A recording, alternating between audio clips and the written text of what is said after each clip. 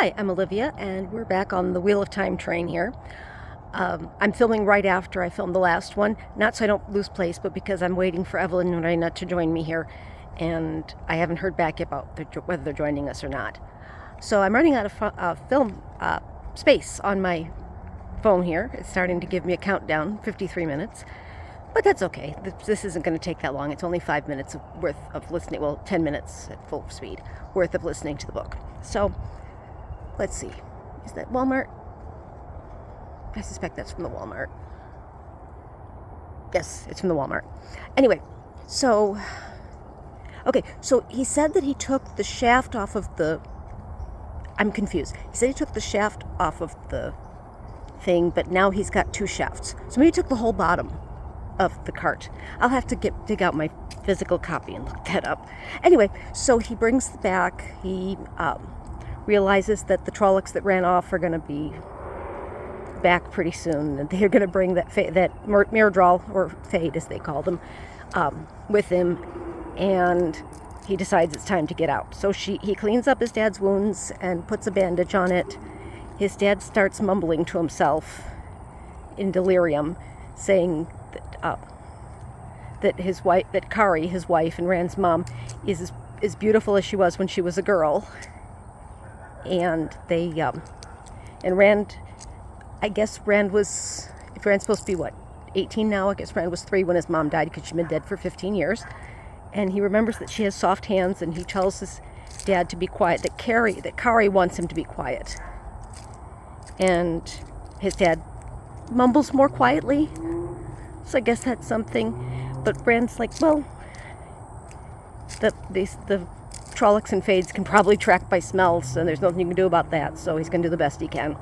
So he puts his dad on the litter made from whatever part of the cart it is, and then puts his dad, and then kind of ties him down and uses a blanket to make a strap to go over his shoulders so he can pull it, and puts him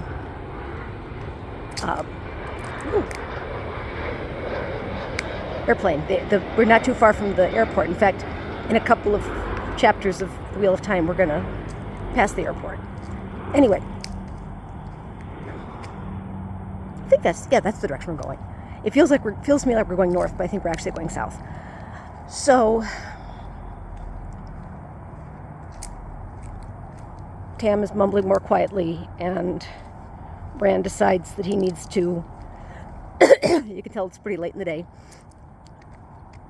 Rand decides that, he needs to take his dad he definitely needs to get his dad to the village soon because he's got a fever. The wound isn't that bad, doesn't look that bad, but it's pretty deep. It's not pretty, it doesn't look that bad. It's just small, and he's seen his dad take worse